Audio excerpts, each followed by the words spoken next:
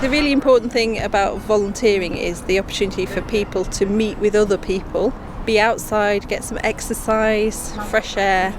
In doing so, the byproduct of that is a park that looks more interesting, more good for wildlife, and that looks cared for.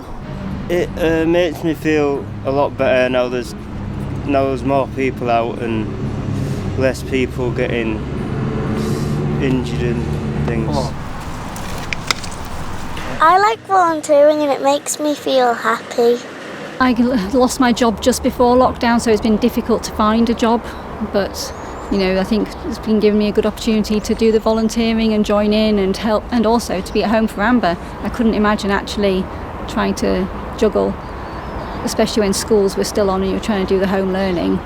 So I think it's been, in one sense, I've been fortuitous that I could spend that time with Amber and just dedicate it to her and helping the community and helping other people. Through the volunteering, I've found a whole community of people that are just fantastic. It's very rewarding. There's nothing altruistic about this. It's sort of, I'm getting a huge amount from it. Everyone was always up for a laugh and a joke, and it just gave a right good sense of the community spirit. It kind of lifted your spirits up. But yeah, we all have a good banter, we all have a good laugh. They build towers of, corned beef and they love it. And you just think people have really got something from this. It's helped us as much as we've been luckily able to help other people as well. Now for me coming here, it was my time for me to do what I want without having a little child stuck at my ankles, and it just gave me that little bit of freedom just to go, I can be an adult. Centres like this need to be treasured and they need to be supported.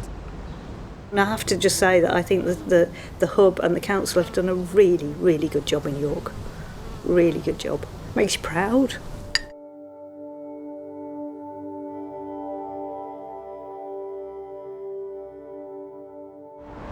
The people my heart yearns for are young people going through this, the ones who've not been able to do exams, not being able to go to university properly, having their careers on hold.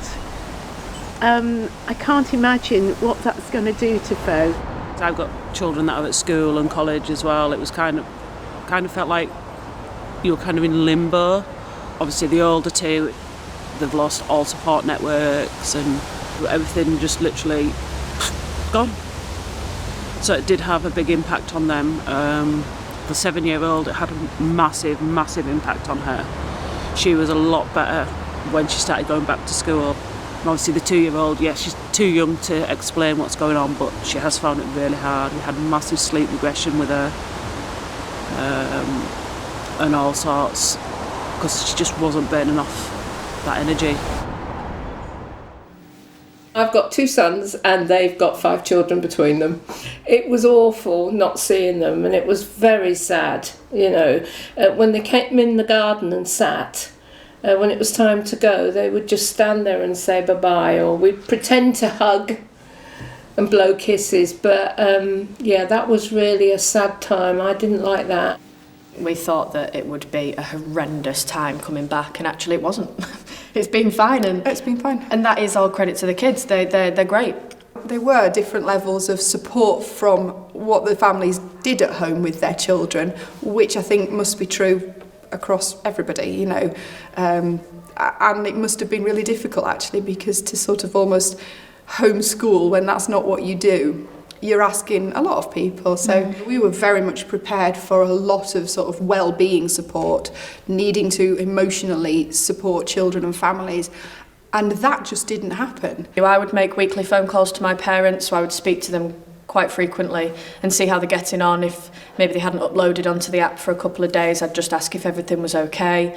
But also I was very aware that they had their lives to live as well, and they were working, and it's very difficult to suddenly just become a teacher. Any missed learning, we're doing this whole recovery curriculum now anyway, so we're catching all the children up. So in terms of children's academic levels, there aren't big changes there either. How did we do homeschooling, Amber? Did we like that? A bit. We liked it a bit. So school were really good, and they uploaded PDFs every week, so for sort of suggested topics for the week. So we tried to do a bit. We didn't put a lot of pressure on ourselves to finish it all, did we? No. But we did some cosmic yoga. Yeah. What else can you remember back at the beginning? Andy's wild workouts. You liked Andy's wild workouts, didn't you? Yes. Yes, it was nice that there was all those resources for us to sort of join in when we wanted to. The one that's at college, she was pretty good. She just knuckled down and got on with her work when she needed to and everything else. But like my primary aged one was just like, no, I'm at home, it's playtime, I don't have to do my schoolwork type situation. So it was a constant battle just trying to get her to do anything. It was a beautiful summer, so I hope they really enjoyed being outside. And yes, they couldn't go out and about and they couldn't do things because everywhere was shut. But I just hope that they had a lot of great family time and they remember that from this year. I hope they look back and think, we did a lot of fun stuff. We had a really good time.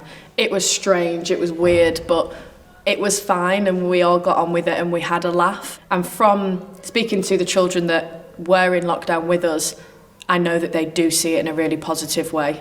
So I'm really thankful for that, definitely.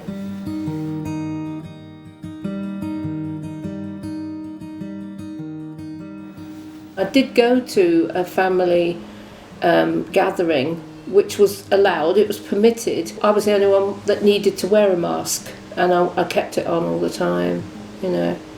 But yeah, it matched the dress I was wearing, and some bright spark said, do you know you've got a square missing out the back of your dress? We've done a lot of bike rides. We found out, because we thought we knew the cycle track, but we went the cycle track past the community centre and found the lane at the Bad Bargain Lane. We didn't know about that before. That was exciting. Easter, we were inundated with Easter eggs that were brought to us. There were so many, we just kept having them brought to us. So actually the children got a lot of really nice things, didn't they? Yeah, they got so many Easter eggs. There was people within the community that were offering support and offering things for our families. One of the things that we did have, we had an anonymous donation of a large sum of money, which was to cover free school meals before the government announced over the October half term, I think it was, that they were going to continue it. So we've been able to buy a lot of food bits and pieces and put some Christmas hampers together. So we have used it now, and I think there's pretty much going to be enough for nearly everybody, you know, to have something. So that's lovely. Or presents for the children. That's another thing. We've had gifts for the children brought to us. We have this week got our haircuts. It was getting a bit out of control, so we've done that, haven't we? Yeah. And we're looking forward to going to the seaside, but we haven't done it yet. Going to buy a house and going to have a look around the house is the weirdest thing possible when you have to wear a mask and wear gloves to go around the house, and the estate agent can't come round with you, they have to stand with an open door behind you. So that's an even weirder thing, I think, than hairdressers for me. I made some masks for my neighbours. Because they were going out without anything, and I'm like, no, please don't do that. So yeah, I made about 8 masks, which is nothing compared to what I hear other people have been making. If this had have happened maybe 10 years ago, it would have been a different ball game for retailers. We're lucky there's contactless technology to pay. You can pay over the phone now with your card. I've conducted 2 weddings in the last month, which has been a joy and a delight, but also very frustrating for everybody, particularly the lovely couple who were going to have 30 people to their wedding and then suddenly had to uninvite 15 people. We did the wedding over Zoom and over Facebook as well.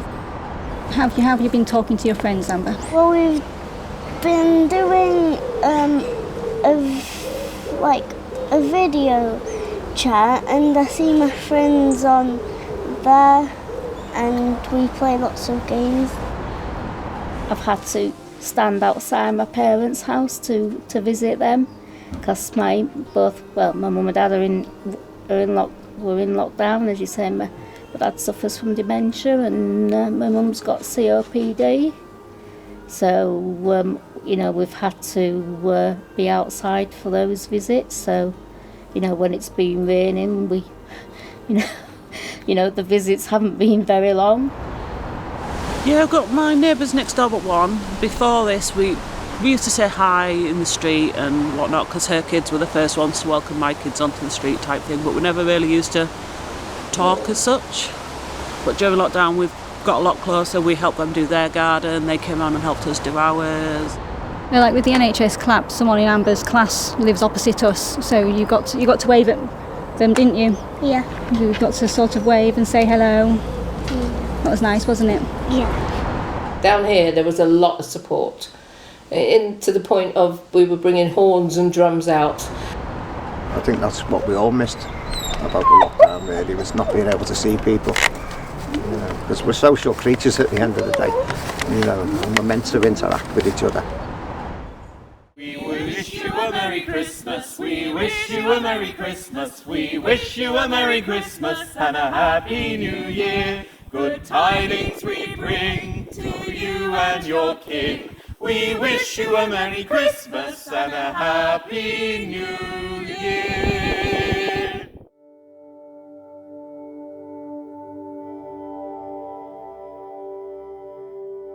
There's been a lot of challenges in Tang Hall. I'm thinking of one estate in particular where there's been quite a lot of activity and drug dealing because of the restrictions, because of people being in their homes much more than usual.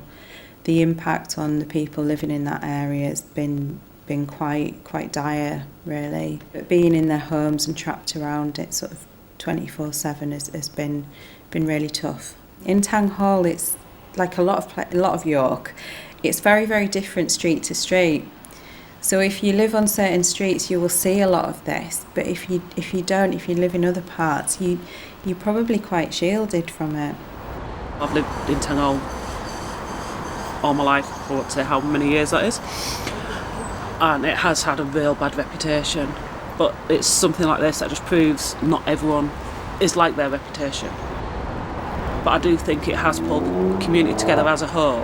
This community here has been changing over the years as each generation grows up and they move away. You can get a troublesome generation and you can get a really good generation, and so far it's really nice here.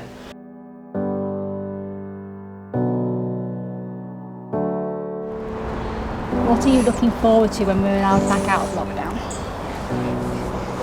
I'm looking forward to going back to the seaside, seeing my cousins and splashing in the waves. Would that be nice?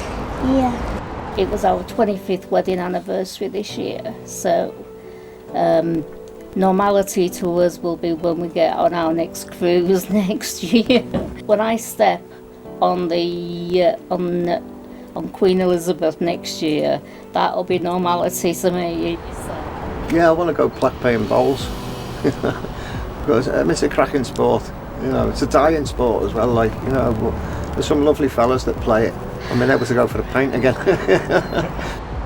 Those kids that are in my class now, who I had as key workers earlier on in the year, will quite often still say, do you remember when we did this? Can we do this? And we do just have that little bit of a bond.